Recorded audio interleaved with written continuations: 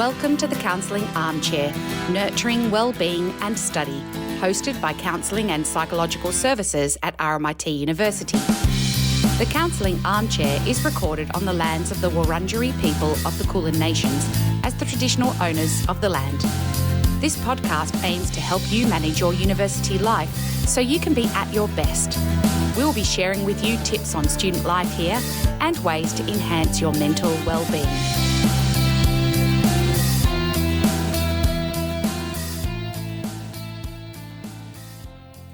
Hello everybody, it's so great that you can join us today and welcome back to the Counselling Armchair, your go-to podcast for nurturing well-being and fostering academic success. We have a great topic today that is so relevant to all of us, stress management. Now, we hear that term a lot. We know that we should manage our stress and that stress can have all sorts of negative consequences, but many of us don't know where to start when it comes to managing stress well. Life as a student is inherently stressful, so navigating the complexities of daily life and understanding how to effectively manage stress is not just beneficial, it's essential. In a world filled with deadlines, responsibilities and uncertainties, stress can often feel overwhelming. However, along with our special guest today, Ruth we'll explore practical strategies and insights to help you navigate and alleviate the burdens of stress.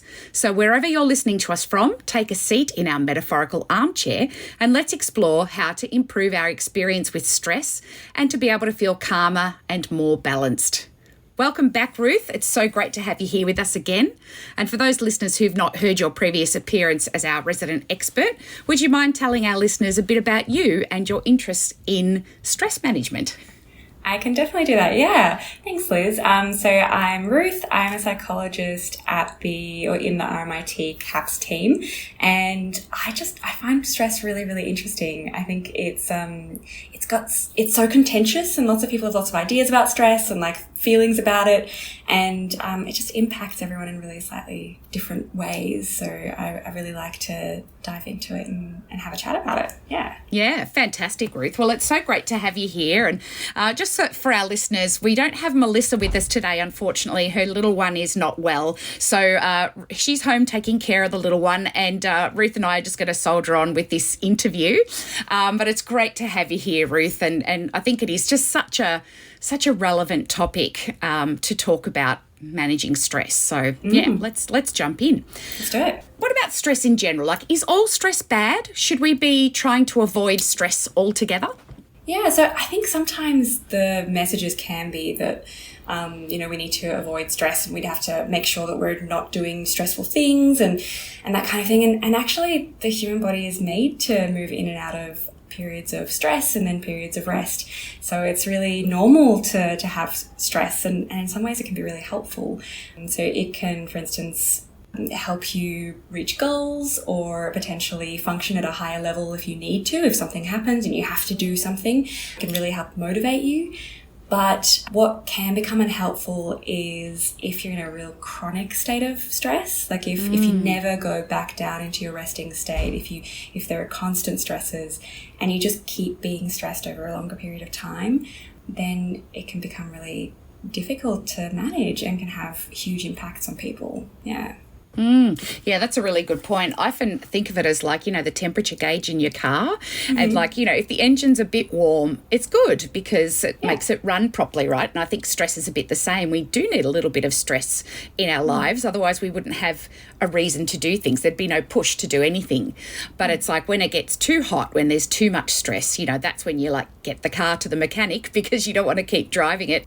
And we're a bit the same where, prolonged stress or stress that goes, too high and becomes unmanageable can start to have a detrimental impact on us. Yeah, exactly. That's such a nice metaphor as well. I really like that one. Yeah. I like my car metaphors, but I don't know why. I'm not a rev head or anything, but it's just one that makes sense. I like it a lot. No, maybe you should get into cars more. Maybe I should. Calling. Yeah. It could be. I've missed my true calling. That's it.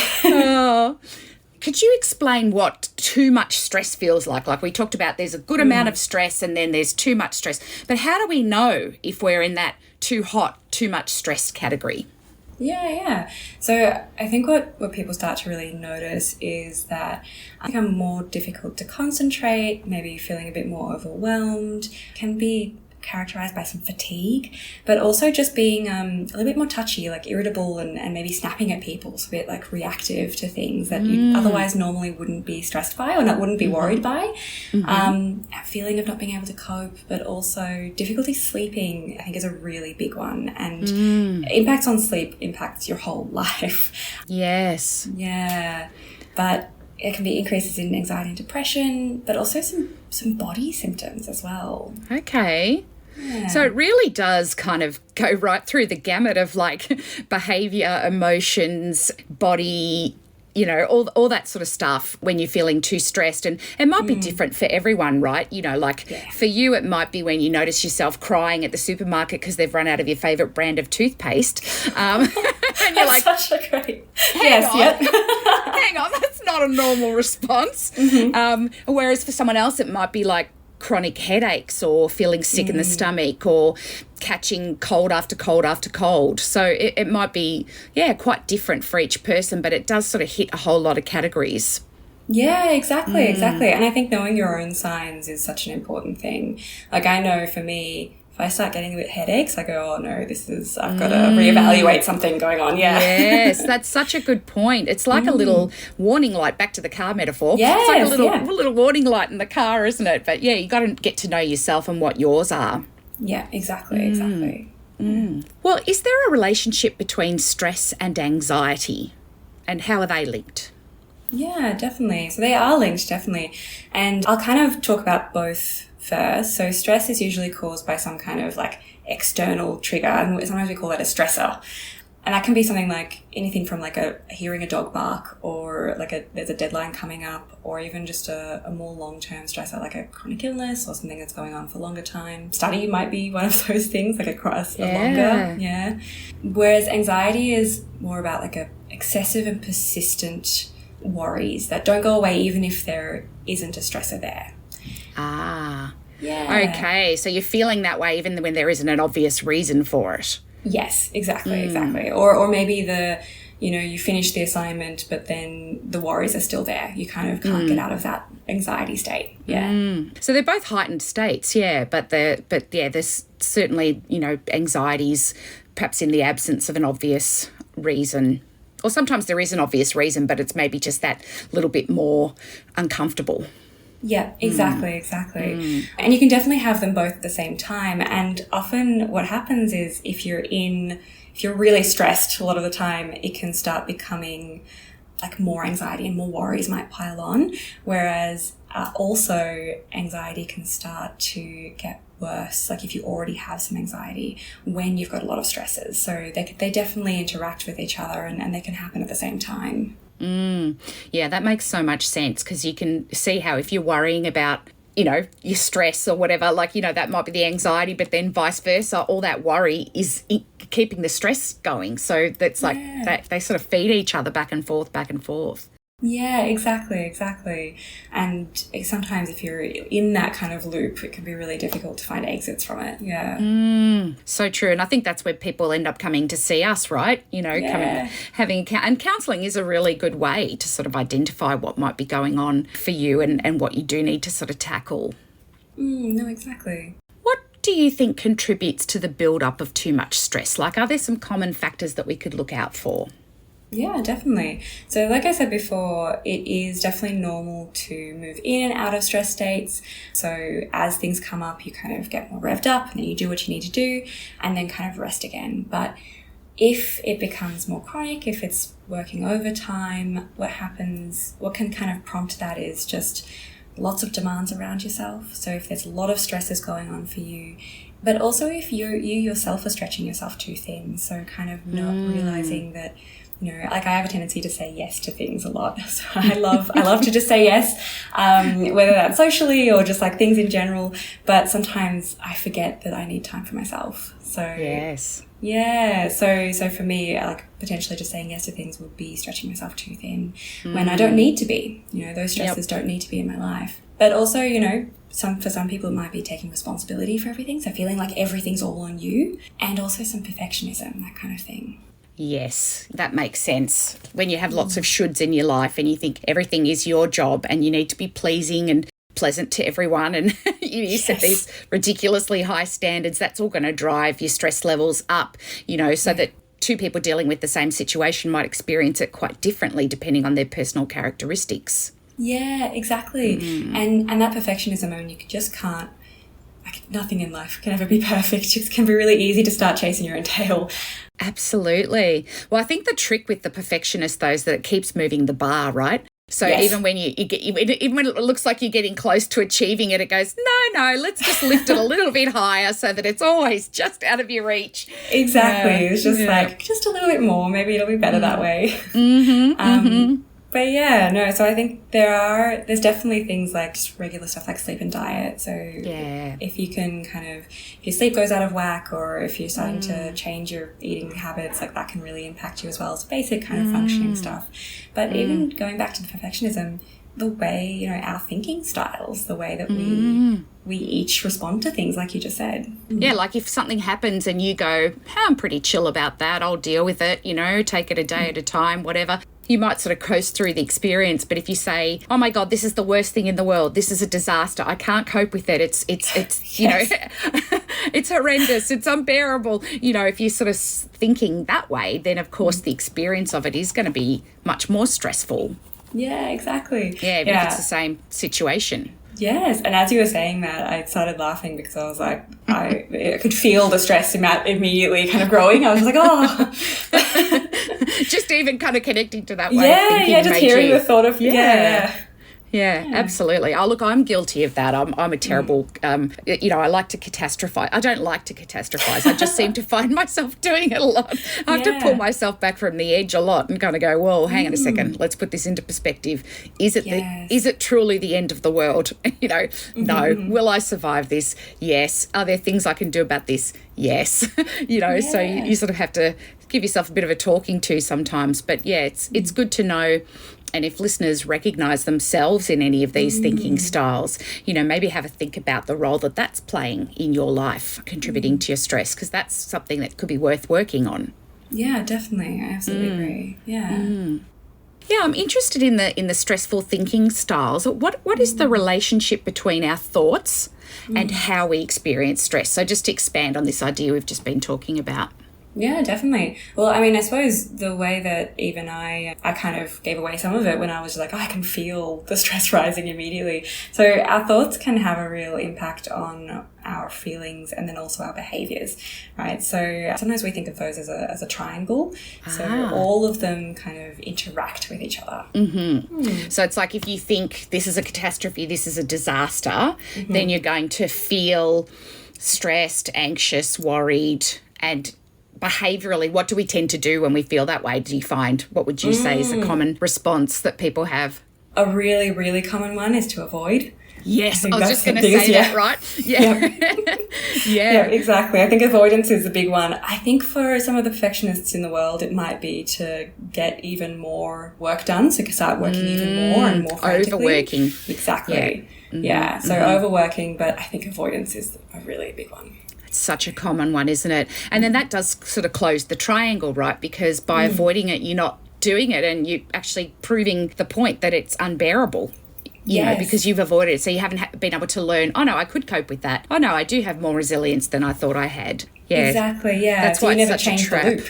Yeah. You never change the loop. Yeah. Yeah, that's such a good point. So perfectionism is one of the styles. What are some other thinking styles that you think can contribute to being more stressed or feeling more stressed? Definitely that sort of all or nothing or black or white thinking. So, so that kind of everything must be this way, otherwise it's worthless. It is kind of a little bit attached to the perfectionism sometimes. Yeah, so definitely that. And I think sometimes catastrophizing, I think you mentioned before, that kind of taking something small and bringing it up higher and kind of going, everything's going to be ruined, can be a really big one too. Yeah, things being out of perspective and it's either good or it's bad, it's perfect or it's disastrous. That sort of black and white, all or nothing thinking. So those might be some good things to recognise within yourself if you do that, because that could be something that's worth just thinking about differently. You know, if you catch yourself. Sometimes I say to my clients, I like to give homework between sessions, but not the sort of homework that you necessarily have to go and write things things down, but just to notice, every time you hear yourself think, I should, I must, I have to, that's probably your perfectionist talking to you. Or if I'm using really extreme words like disaster, catastrophe, terrible, awful, unbearable, then that might be that sort of all or nothing, black and white thinking going on. And just pay attention to it and notice how often you do it. Can be just a really good starting point to see if that's playing a role in how you're feeling, how stressed you're feeling. Yeah, absolutely. I think those are great ones to notice. I think noticing those kinds of things is the first step at all, right? Right. You can't change something if you don't notice it in the first place. No, exactly. And another thing I was just thinking of was that sort of, it can be related to that, or it can just be something that people do by themselves, but knowing or sort of seeing that you take on the pressure for yourself. So seeing that it's because kind of like, and we mentioned it before, but that kind of like, I'm the only one who can do anything, or like I have to do this thing because no one else can. And the truth is, things can often wait, and often like there are other people who can step in if we need. Other people who can pick up the slack sort of thing if you're not capable of doing it that day. That's a really good point, because I think that is something people do quite frequently. I definitely do that to myself. Oh, yeah. I must do it all. I must get, only I can do it. Only I can do it right.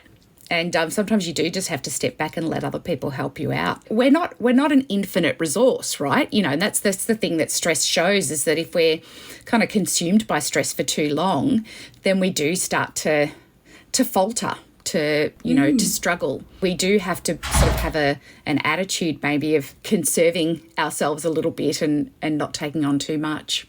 Yeah. Absolutely. Yeah. And I think I definitely, I agree with you on that. I love to take things on board and do as much as possible. And then get, it's very easy to get kind of, but I just wanted to do all of it. I know, exactly. Yeah. Sometimes they're all fun things as well. Oh, yeah. Like, damn it, why can't I do it all? But, Yeah, exactly. There's only 24 hours in the day and only one of you. And you have to sleep and eat and do all that sort of stuff in the middle of all that. Exactly. Yeah, definitely. Yeah, I've always thought about stress management having two aspects. So one is looking at the stressor itself. What's the situation, the demand that's causing you stress? Is there anything that can be done to reduce that demand? Like we've just talked about, can I delegate some of this stuff? Can I press pause on that and get to it at a later time when I, have a bit more headspace? But once you've done that and you've gone, okay, I really have taken off everything that I can take off my plate, I'm left with what I have to do. Like I'm a student, I've got these assessments, they're due. The other part of stress management then is, I guess, looking after how you cope with stress. So how you look after yourself to keep the engine running as smoothly as possible. So can you give us some ideas about what we can do, first of all, with the stressors themselves? I might have answered your question ahead of you, but if you can think of anything else to add to that, and then we might talk about the looking after yourself half of it. Yeah, definitely. So no, I think that we've kind of covered some of them, which is awesome. So that kind of, like you said, the delegating, deferring, delaying, and kind of knowing what you're responsible for as well. So I think that's a really big one if you're someone who says yes to things or likes doing a lot of things. So kind of being like, no, what are my boundaries around this? What do I actually need to do? And what am I taking on as extras? But yeah, definitely asking for help. And I might expand on that just a little bit, because there's lots of different things that you can do. Like, for instance, speaking to a counsellor is really useful. So seeking out professional help can be really nice. Venting to someone, just someone you trust, just being able to say everything sucks right now, really useful. And also that kind of practical help. So do you have people in your life who you can just speak to and say, hey, can you help me run errands right now? Yeah, so just little things that can do that. And connection is really something that does alleviate stress, just having connection. Yeah, that's a really good point. Yeah, it might be that you just say, I'm moving home for the weekend so mum can do my laundry, and mum or dad can do my laundry or do the cooking or whatever. I can just be looked after for a bit, so I just have to concentrate on my assessments. Exactly. Yeah, no, I really like that. And then you've got that connection as well with people that you care about, which is also really good for our mental well-being. Yes. Yeah, exactly. Yeah. Exactly. And in terms of the actually like working with the stress, so those were the stressors, kind of being more problem solving based and trying to figure out what you can do with your resources. But then with the actual stress, I wanted to talk about sort of our like body systems. So people might have heard about like the sympathetic nervous system and the parasympathetic nervous system. So those are both automatic processes. The sympathetic nervous system brings on the stress. So kind of the biologically, like kind of brings on, gets our heart beating faster and makes us feel that kind of rush of adrenaline and that kind of thing. And then the parasympathetic nervous system kind of cools it down. So that brings us back to our resting state. And basically we don't have complete control over those systems. They're automatic. They do what they need to do. So what we need to learn in terms of working with the stress itself is learning how to speak our body's language to say, okay, I'm safe now. Because if we can't really talk ourselves into, like, talk the parasympathetic nervous system into making us rest. No, turn on, damn it. Yeah, exactly. So we have to kind of be able to speak its language. And unfortunately, the biggest one, and it's a kind of a classic that people say all the time, is exercise. Yeah, so bringing our body up to a little bit of arousal and then kind of cooling it down really kicks in and it allows us to process a lot of what happens in the day. And hopefully doing a little bit of movement every day is a really good option. And we're not talking like massive, like I think, everyone can do what they need to with exercise. Everyone's got different styles. But even if it's just putting on 2 songs and dancing to them, or just doing a bit of yoga or walking as you need, or walking up some steps instead of taking the elevator. But a really nice one that I like is tensing muscles, especially before bed. So tensing and relaxing muscles, especially if you're really mindful in that moment as you do it. So that's what we call a progressive muscle relaxation. And yes. There probably are heaps of apps or YouTube clips that can take you through a progressive muscle relaxation. So, definitely give that a try. And I think for me, why that works is that when you clench and release, when you release, then you realise how clenched you've been. Yes. Because we sort of squeeze all our muscles, like our tense, our jaw and our shoulders. And, that's what often causes the headaches and discomfort that we get from being overly stressed. But when you deliberately tense and then release, then you feel like more relaxed. So that's why that one works. Yeah. Exactly. Because like if you're just tense already and you just say relax, it's kind of, you don't know what you're doing, how to. Yeah, that's right. That's right, because you're not conscious of the fact that you've been squeezing everything so tight.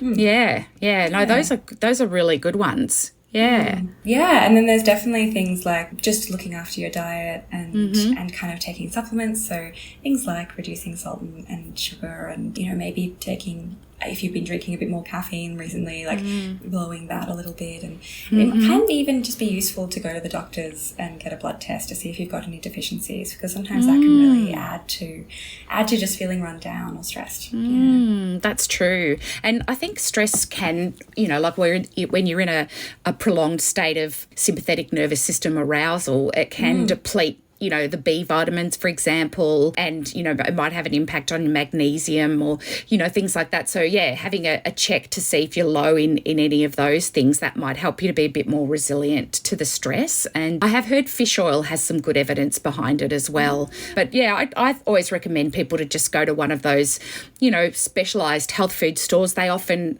employ naturopaths there who've got a good understanding of the balance of supplements and stuff, and just let them know you're feeling the effects of stress and, what would be good to take. Oh, that's really good to know. Yeah. But I do think that there's a bit of research on the benefits of fish oil. So, yes. Actually, I heard recently that it's fish oil, exercise, and eating more vegetables. So plant-based stuff. Those 3 seem to, altogether seems to lower the prevalence of things like cancers. So there seems to be some things there. Yeah. Some good evidence behind that. Yeah, exactly. Absolutely. Yeah. But in terms of sort of the body's language as well, so physical affection is a really big one. So, so you can give this to yourself or to others, but really it's about feeling that trust. These systems helped us survive, right? The kind of fight, flight, freeze responses, they help us survive. And a lot of the time, you know, once we've escaped whatever that danger was, you know, in our life, we get back home to safety and to people. So that's why people can be real safety for us. But we can kind of imbue that with even with an animal, patting an animal, being with one, or even giving yourself like self-massage, or even like just giving yourself a good time to laugh, like belly laughs with comedy or just friends. Oh, I really like that. Yeah, that's nice. Actually, when I first started learning about the benefits of self-compassion, and I know we're probably going to talk about that in a bit, but you know, I think there's a person called Kristen Neff who has done a lot of work in that area, and she has a great website. And I think I was looking at some of the exercises, one of which was giving yourself a hug, and I thought to myself, how I was almost embarrassed at the thought of doing I couldn't possibly do that. And then I thought, all right, I'll give it a try. And you know what? It actually felt really comforting. I just kind of wrapped my arms around, you know, both arms, and I just like squeezed and rubbed and just said, it's okay. And I have to say, it really did feel comforting. Yes, it's surprising, right? I actually recently, I just this morning did a webinar on self-compassion, and we did one of the like compassionate hand exercises. And which maybe we'll do a bit later as well. But in doing that, I remember myself in my head going, you know, I'm delivering it and I'm going, this is silly. I was like, this is silly. But after a little while, after I kind of, you know, those thoughts kind of had their time, it really did feel nice. It was really lovely. Yeah. So it's really easy to doubt it, but it's a gorgeous thing. Yeah. Yeah. So I think you just have to dial down the I feel silly meter and just just let yourself do it, because it does actually make you feel better. So yeah, they'll be lovely if maybe a bit later in the interview we can sort of go through that exercise and people can try it while they're listening. That sounds great. Great. Yeah.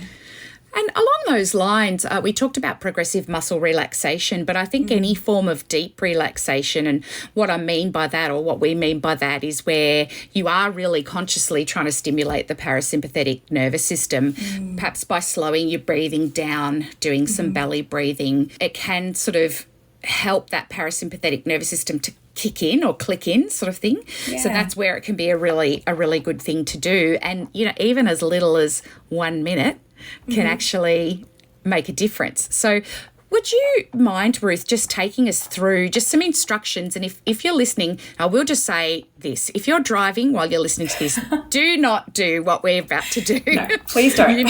Please don't. You need to pull over and stop and make sure the car is not moving. But if you're somewhere safe and comfortable where you can do this, maybe, Ruth, if you could just take us through a quick little meditation to give us a chance to feel what that's like. Yeah, I'd love to. We'll just do a very quick one. I'm going to even time myself almost to make sure that it's a short one. But yeah, in a moment, I might just ask you to notice. We're going to go through a little bit of noticing and then do a little bit of breathing. And I'll also ask you to put your hand on your belly throughout. So yeah, we might kind of get started as well.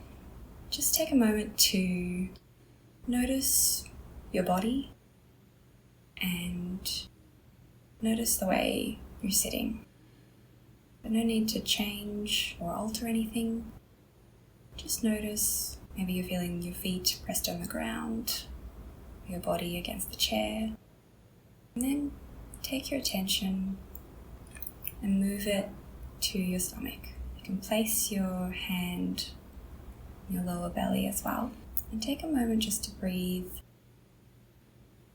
Breathe deeply into your stomach.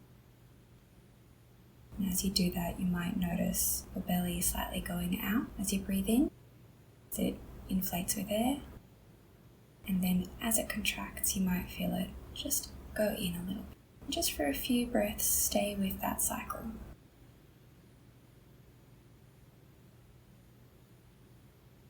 You might notice your breath coming back into your chest sometimes. It's not being sent to your belly. You can just bring it back down. Feel the rise and fall of your stomach. And then just take a moment to either keep your hand in your stomach or move it from there. Come back to your body. Notice the way it feels in your chair or wherever you are. Have a look around the room. And coming back to the conversation that we were having. Amazing, Ruth. That was so lovely. You have the most beautiful, soothing voice. Oh, thank you. I really felt calmer. I just feel like your body sort of sighs when you do that. It's kind of like like a letting go sort of feeling, even just a short little meditation like that. And that's something you can do quite discreetly as well. You know, even when you're feeling a bit stressed, you know, just take yourself off to the side and just put your hand on your belly and just slow that breath down and just experience that sort of slowing down. That was really nice. Oh, I'm glad. And I'm interested in, I hope everyone else, you know, who's listening felt that as well, because it's a nice thing to do by yourself. Yeah. It is. Yeah, fantastic. Well, thanks, Ruth. That's good. Now we're feeling really chill for the rest of the interview. I'm glad. Yeah. Well, I think sometimes people find ways of coping that can actually hinder recovery, right? Like unintentionally, like they're trying to help themselves, but actually it's not helping, it's doing the opposite. What would you say are some things to avoid when you're feeling overwhelmed by stress? Yeah. I think there are definitely, it's like some things to avoid, but also I would probably, like kind of in general, also I'd probably say if you kind of notice, it's again noticing, if you notice something outside of your normal, so just something that's suddenly like increased or reduced, or something in your life that is suddenly causing some more problems, then that's probably something to kind of look out for. But these are some of the common things that people often use to try to help stress. And it can really be, you know, I want to emphasize that these kinds of things can be really, can give relief in the moment sometimes. But often in the long term, they end up either making the stress worse or end up kind of having other unintended consequences. So yeah, everyone's doing the best they can with whatever they've got. So I wanted to kind of add some compassion there for it. But yeah, so there are definitely some things that you can look out for, and a big one is drug and alcohol use. So if you've increased that, or if you're drinking alone even, for instance, that's something, the way that you're relying on to relax, that can be sometimes problematic. And any kinds of addictive behaviours, we're talking things like impulse buying sometimes, or gambling, or risk taking. Yeah, anything where you kind of feel a little bit out of control, and that's something that maybe you get relief from, but then makes you feel bad later. Yeah, that's a really good point. Yeah. Those things that in the moment do give us a sense of relief, and that's why they're so alluring, because they can make us feel nice, calm, good, excited, whatever. They take us away from the uncomfortable feeling.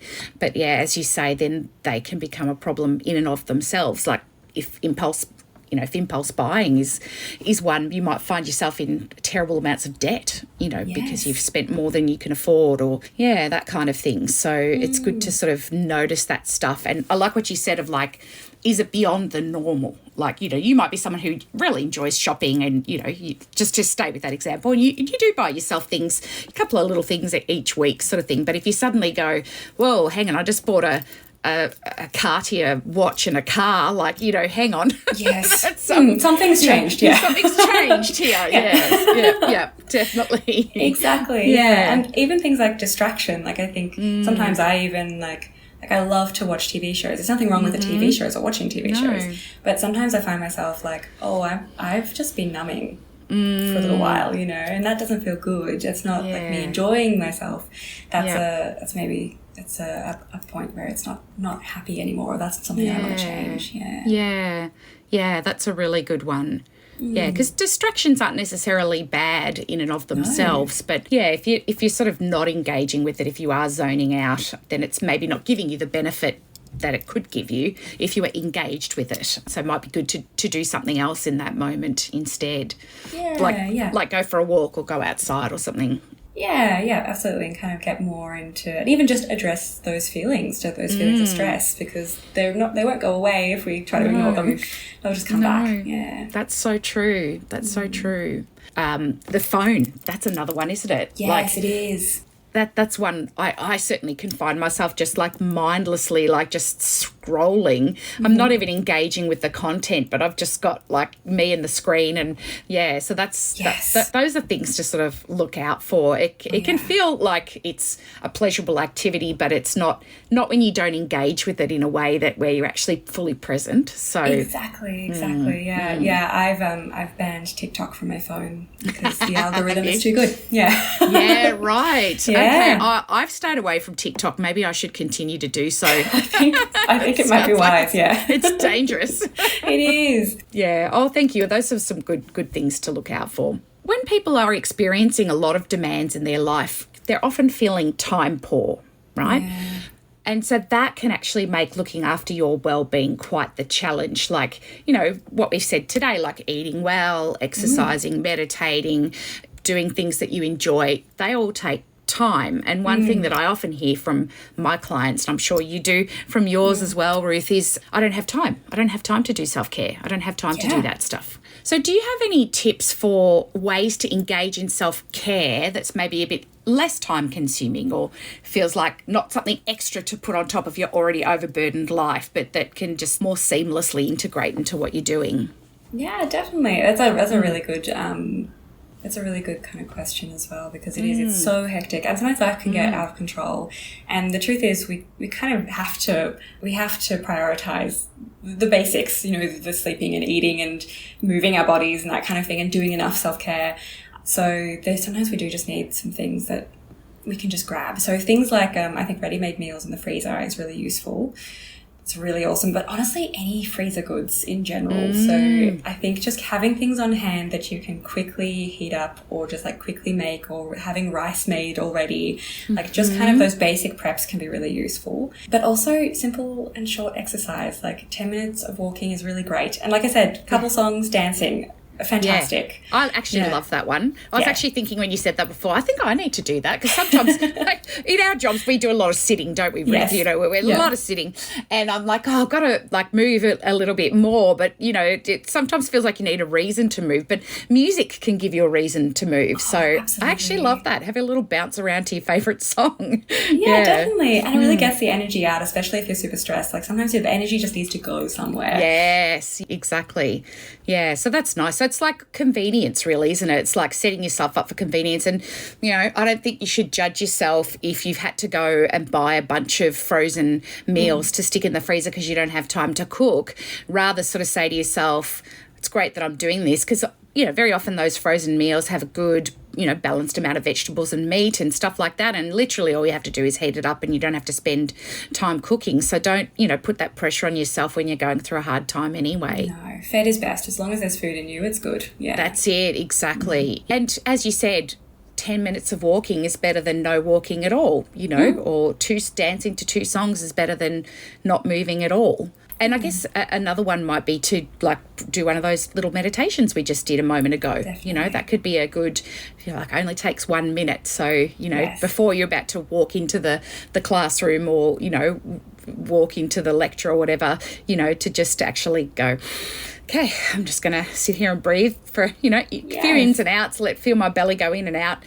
And okay, now I feel a little bit calmer, I'm going to walk in. And that's not taking extra time. You're not going to a meditation session or a yoga class or something. I mean, those are all great things to do if you can fit them in, for sure. But yeah, if you are very time poor, you can sort of do little sprinkles of self-care. I like that. And I think the breathing one is a good one, because you just get a little tiny injection sometimes throughout the day. You can do it just 3 breaths every now and then, and that's really helpful. Yep, definitely. It all helps. Yeah, fantastic. Thank you.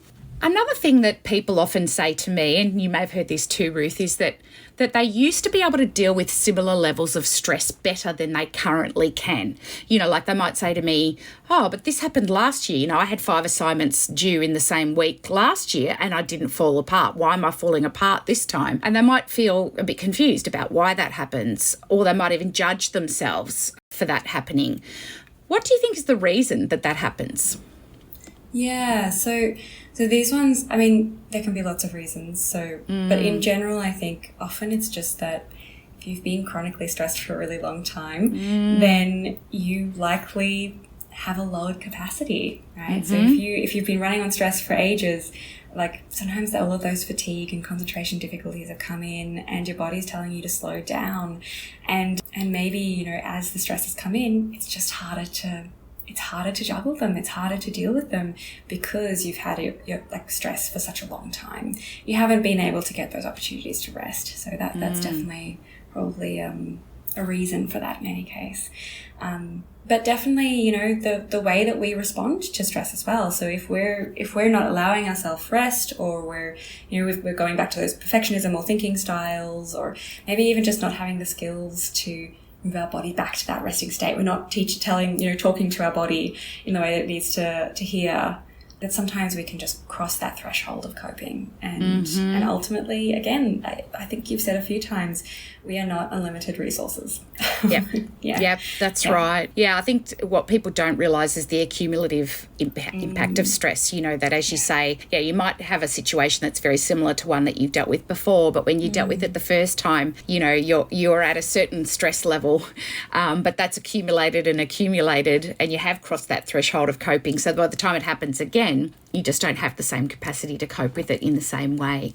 And particularly if you are talking to yourself differently about it, or placing more demands on yourself, higher expectations, all of that sort of stuff might be adding to it.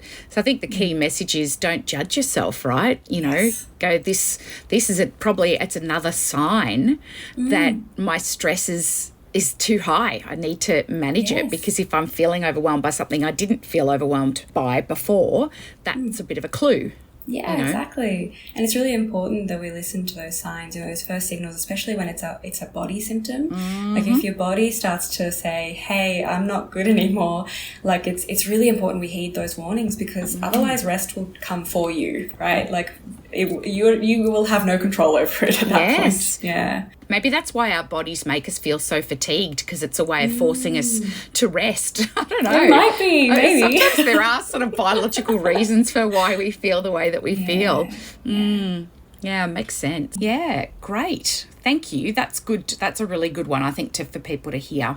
Do you think that different people have different capacities for dealing with stress? Like, for example, if two people experience the same situation, you know, one might feel a lot of stress in response to that situation, whereas someone else might go, oh, yeah, that wasn't that big a deal, sort of thing. Like, do you reckon that's the case, that we do have different capacities for dealing with stress? Yeah, absolutely we do. So I think it can be really situational. Like some people might just have, you know, a bucket of coping resources, whereas someone else might have a teacup. But it can also really be based on like your own preferences, or way that you interact with the world. Like for instance, I feel like I've got a really good bucket for, you know, talking to people about difficult things, right? I've like made that my career.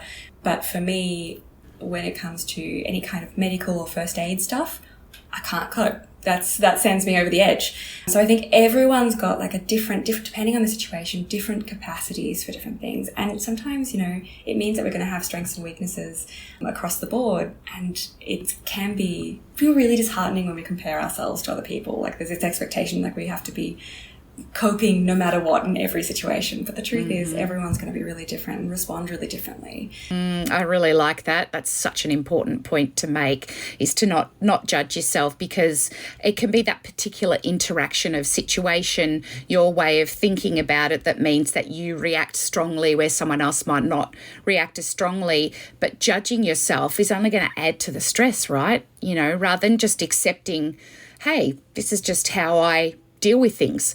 Like I remember recently, so I have a son who's 18, he just started uni this year. God, I feel old. But anyway, as he was finishing up year 12, I was feeling quite stressed, and I was reflecting to myself, why am I feeling so stressed? Like nothing's really, you know, different. It's, you know, we're just going along and day to day sort of thing. And then I was talking to a client, actually. I was saying, you know, sometimes when you're someone who finds change difficult, you might experience a lot of stress with change.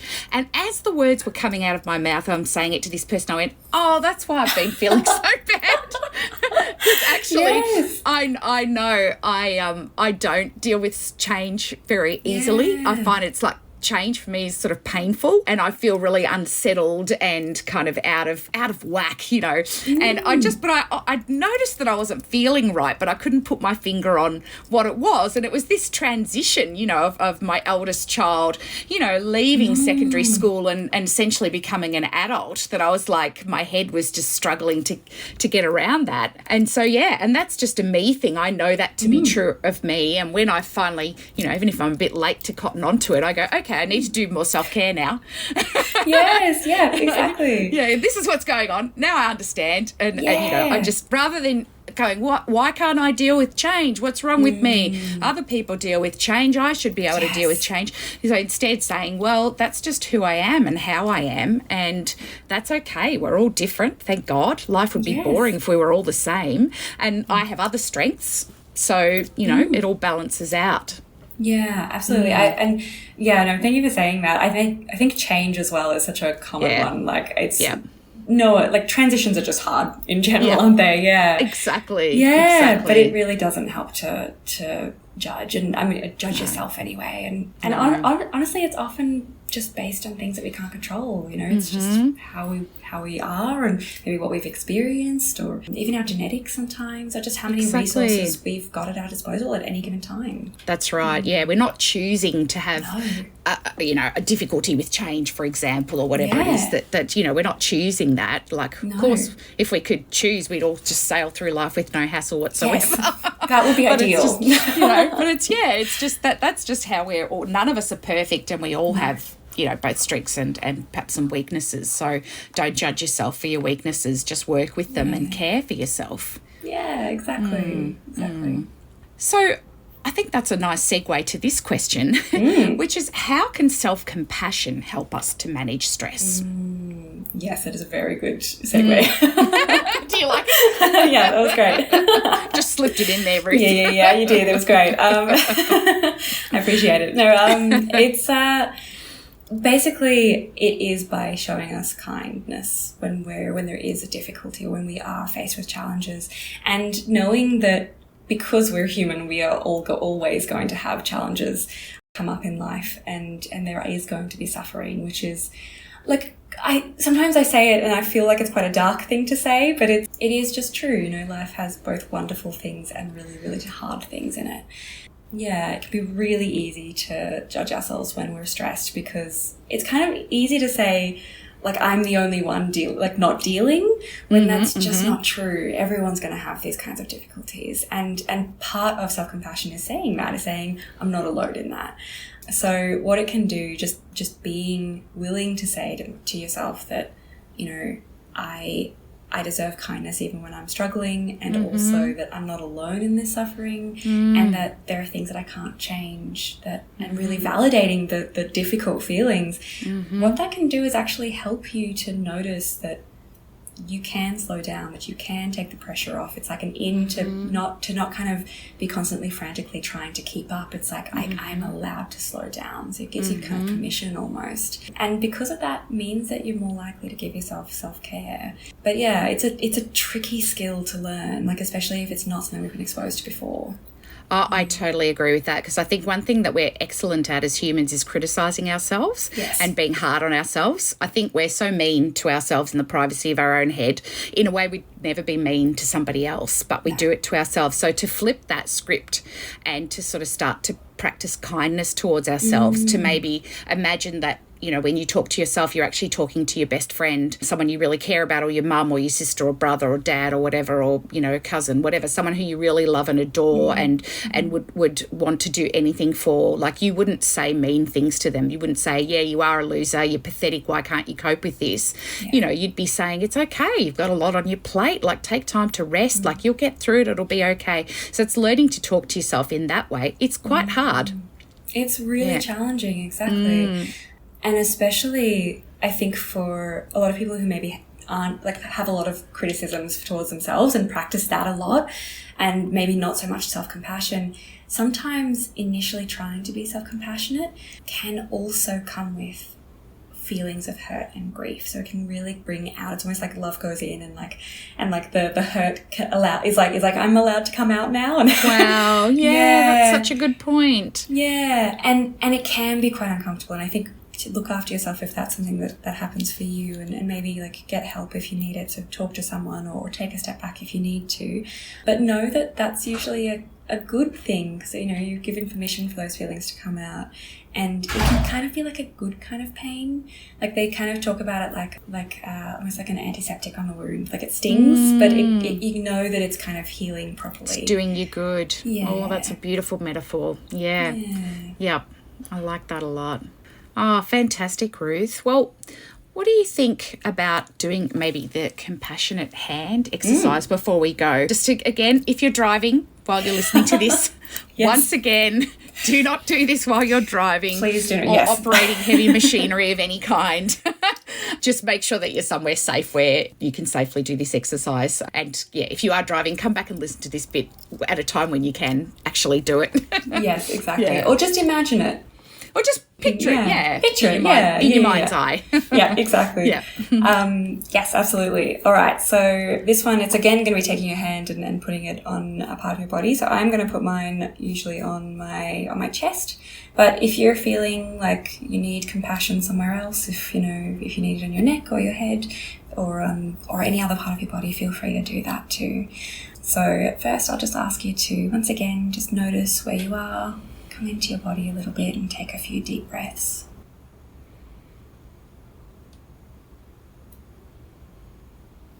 And then when you're ready, you can choose, you've probably already chosen a hand that you want. You can place it on your body. While you do that, imagine all this love and kindness flooding into that hand. You might want to remember people in your life who have shown you care and love. That might be family members or friends or a partner or even an animal, a beloved pet who shows you care and love. And just imagine that energy flowing into your hand. And what that feels like, warm or tingling. And allow yourself, as you place your hand is against your body, imagine that energy flowing into the place that you're touching. So whatever is happening, whether there is any grief or sadness or hurt or any other emotion that might be showing up for you, just allow space for that and feel yourself softening and making room for it as you allow the kindness and the love and the compassion flow from your hand. Now you can sit with this as long as you like. You might even want to pause here if you want to, but for now, just notice how you feel. You can take your hand away and we'll finish up. Oh, Ruth, that was lovely. I could feel that. I really could. Yeah, I could feel that energy coming through, and I felt like I could metaphorically put my arms around myself and say it's okay. It's a nice one, isn't it? It's really nice. Peaceful and quite sort of, I don't know, there's a bit of sweetness quality to almost. Mm-hmm. And what you mentioned, like making space for whatever emotions might come up, and you might find that emotions do come up. You might get a bit teary even. Yeah. So yeah, give yourself, it's nice, you can give compassion for the compassion in some ways. I like it. Yeah. Oh, well, that's wonderful, Ruth. Thank you so much for joining us today. We really appreciate you being here and talking with us about stress. So thank you for being with us. Thank you. Yeah. And also to our listeners, thank you for being with us on the Counselling Armchair and listening in on such an important topic. We hope that you found some helpful nuggets that you can put into practice for yourself to achieve better balance and feel less overwhelmed by stress. Remember, stress is a natural part of the human experience, and not all stress is bad. We're aiming for optimal stress, but when it gets too much, we hope that you're willing to practice self-compassion, prioritise self-care, or even seek counselling support when needed. Being overwhelmed by stress is something we all experience at some point in our lives, and it can impact us significantly, We hope that you remember not to judge yourself for this, but accept that this is a part of being human, and with patience and acceptance, that you can take the steps to either reduce the pressures or help calm your nervous system, or ideally, both. Until next time, take care of yourself, and may you find calm amidst life's challenges. Thank you for tuning in today, and we encourage you to subscribe to the Counselling Armchair, Nurturing Wellbeing and Study, so we can keep you posted on our new episodes. We're so pleased you're able to take a seat in our Counselling Armchair. Goodbye until next time. Thanks for joining us today on the Counselling Armchair, Nurturing Wellbeing and Study. We hope you enjoyed today's episode and learned a useful thing or two. Have a great week, and just remember that life can be amazing. See you next time.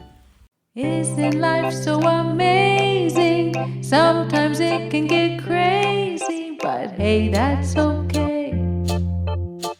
We've got another day to make mistakes and say sorry.